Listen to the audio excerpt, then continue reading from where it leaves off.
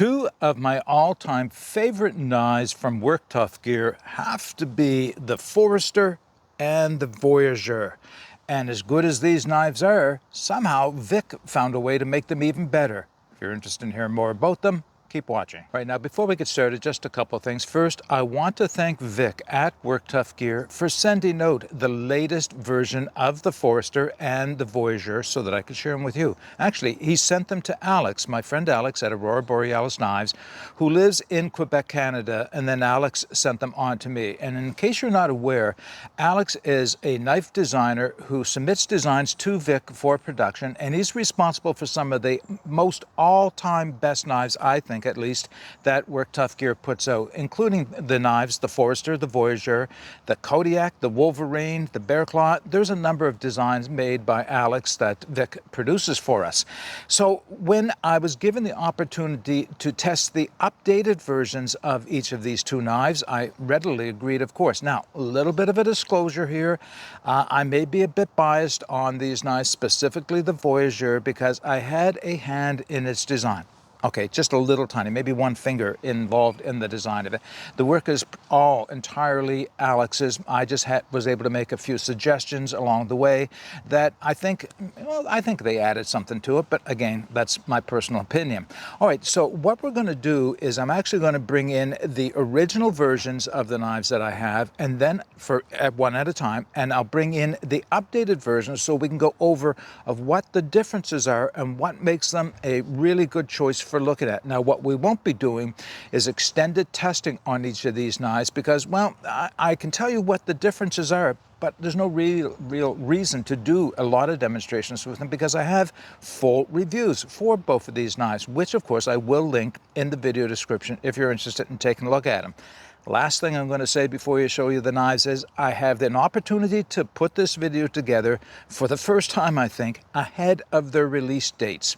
I'll put the release dates with each of these knives in the video description, but I can tell you now, the Forester is going out on September 3rd and the Voyager on September 17th. So if you've ever been frustrated by trying to buy one of these knives, missed the date that they were released because they were all sold out, this is your opportunity to get ahead of it and watch for it on the calendar. Again, I'll put that in the video description for your reference. All right, let's take a look at each of these knives one at a time. All right, we're going to start with taking a look at the original Forester, and then I'll bring in the new version of the Forester. But of course, I want to mention that this is the sabre grind version, not the Scandi grind version.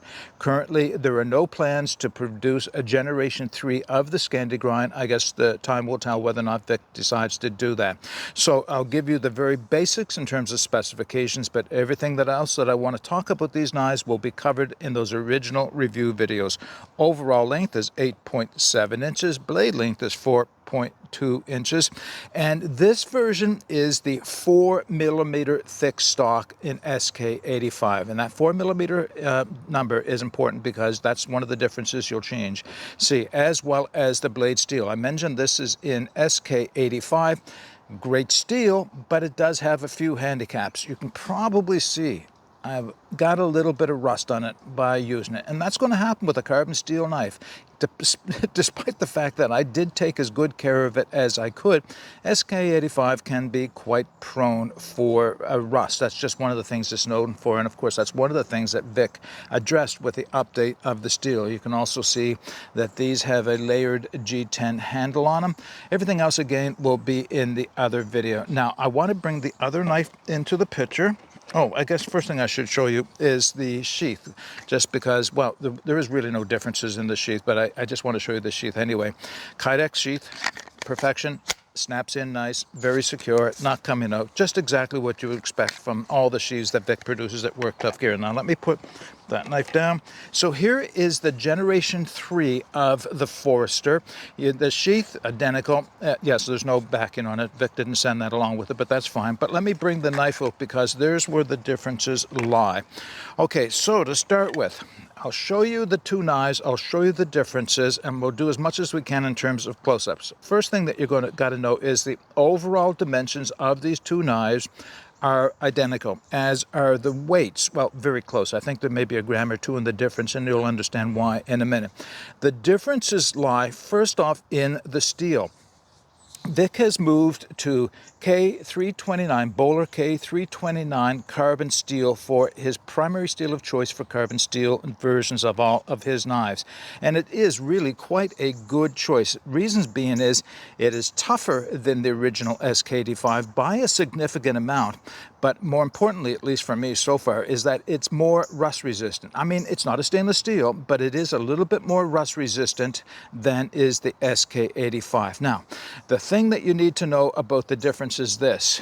Whereas the original is 4 millimeters thick in the steel, the Generation 3 is 3.5 millimeters thick. Now, I know that doesn't sound like a whole lot, but what a difference it makes in terms of performance. That's one of the two things that have been improved on the blade itself.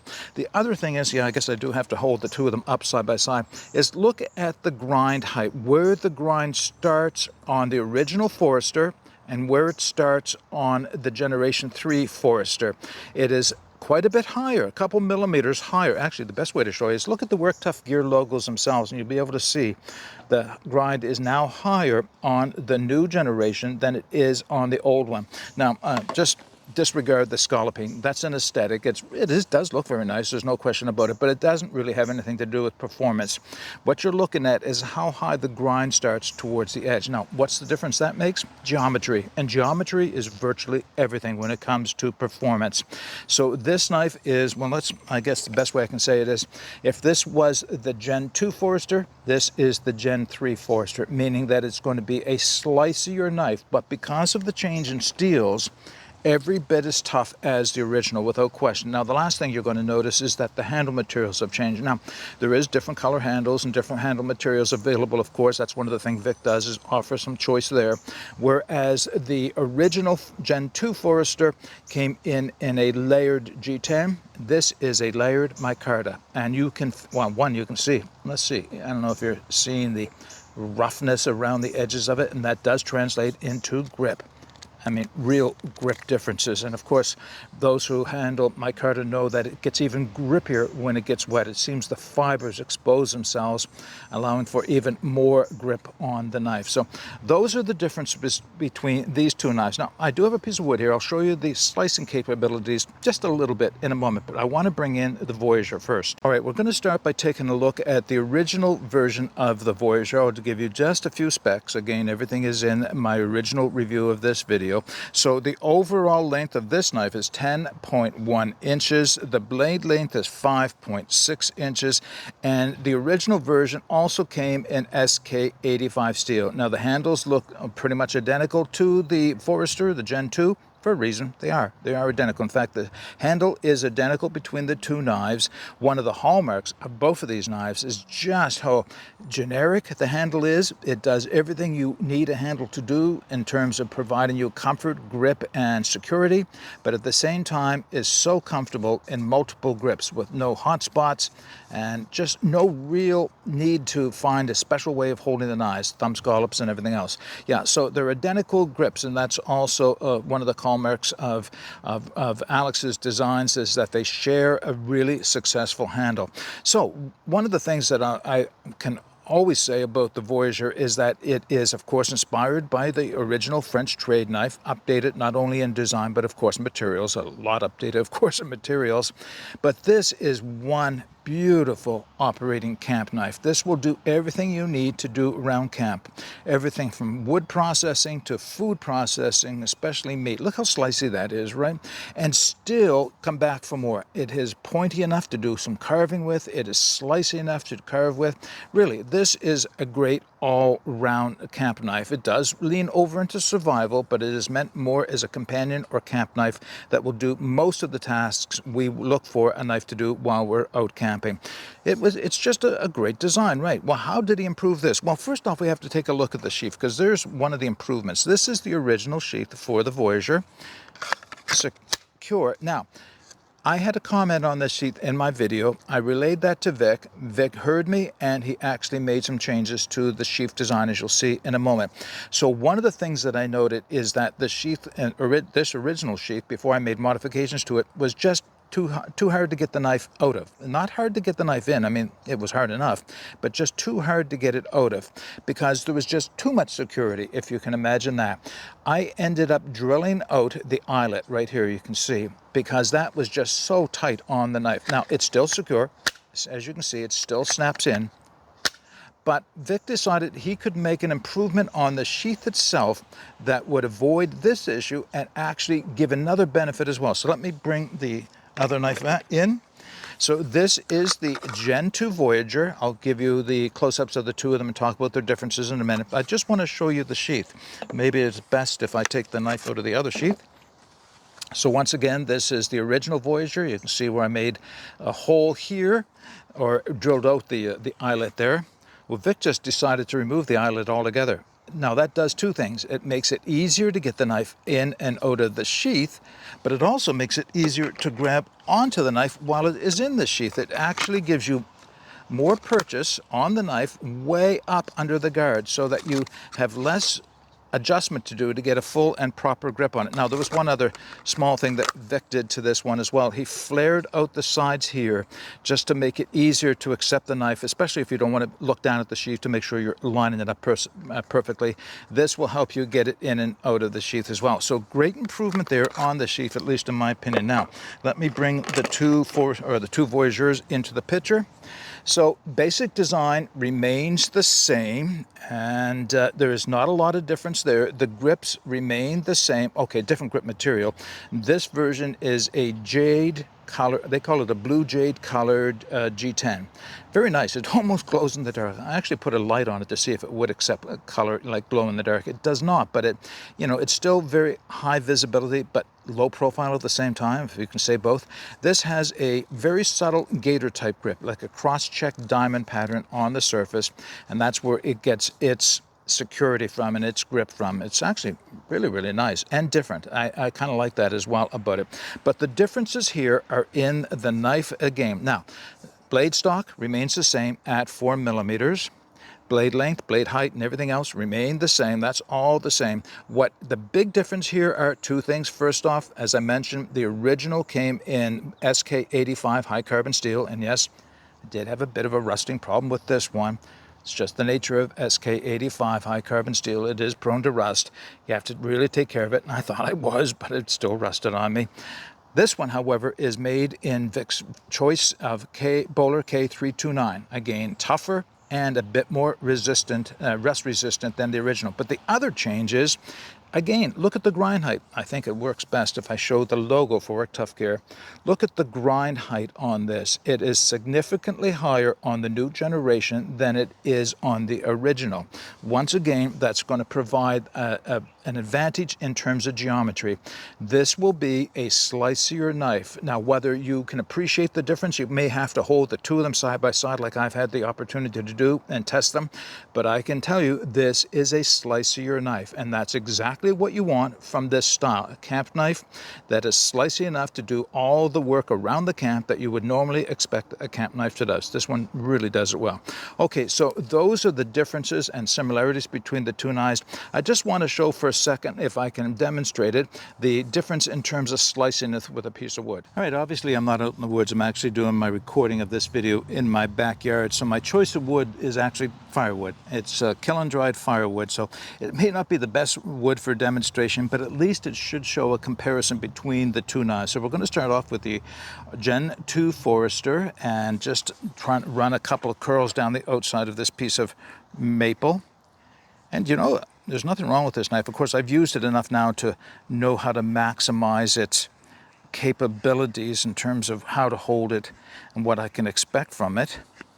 But let's just grab the new version of the Forester and run that down the edge, and holy smokes, what a difference. You can see how much it wants to dig in. Now what that means is that I have to adjust my style a little bit. It's taken larger curls off with less effort. You wouldn't think that that little difference in terms of thickness of the blade would make such a difference, but I think the proof is obvious. This is just a slicing machine. All right, that's using the Forester. Now let's go turn the stick around, see if we can find an edge to work off, and maybe off of that top edge up here. Start with the original Voyager. And, you know, again, this is a knife I've used enough. Let's just clean that right off. I've used enough that I can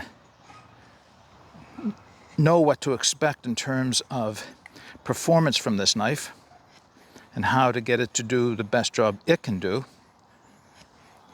Yeah, you know, how about that, eh? Nothing wrong with that at all. So let's grab the new version of the Voyager, and see what it can do. And again, wow, it just wants to bite in and slice larger curls, and I have to adjust myself, or adjust my grip slightly to not bite in too deeply. Now, the stock thickness is the same, but the height of the grind is different, and that means a better cutting angle, better geometry at the edge. All right, both of these knives will do exactly what you expect them to do. The newer versions just do it a little bit better. All right, let's wrap this video up. All right, I just want to close this video with a few more comments for the Work Tough Gear Generation 3 Forester and the Generation 2 Voyager. So when I opened this video up, I had mentioned that these are two of my favorite designs from Work Tough Gear. They really are. Well, the truth of it is, if I'm not actually testing another knife for a future review, I tend to grab this knife, or at least I will be grabbing this knife, but the earlier generation of this knife most often, because it just fits with what I use a knife for in the woods more than anything else. It has all the capabilities of a good bushcraft knife, and it just lends itself well to other tasks like what you're going to do around camp in terms of cooking and the like. Unless I'm carrying a bigger knife for splitting things up, and sometimes I'll pair the two of them together, of course, this is the knife I like to use most often. I think most people who will grab this knife and try it out will agree with me.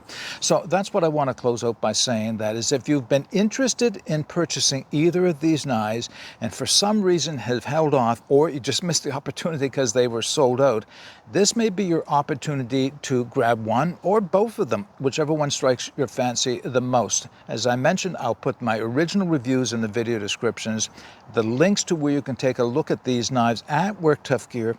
I also like to include links to the secondary sellers of these knives, just in case you missed the original drop. Quite often you can find this knife available on the secondary seller websites as well. If you have any comments or questions, put them in the comments section below. But until next time, get out and explore and take that path less traveled, because it will make all the difference. Bye for now.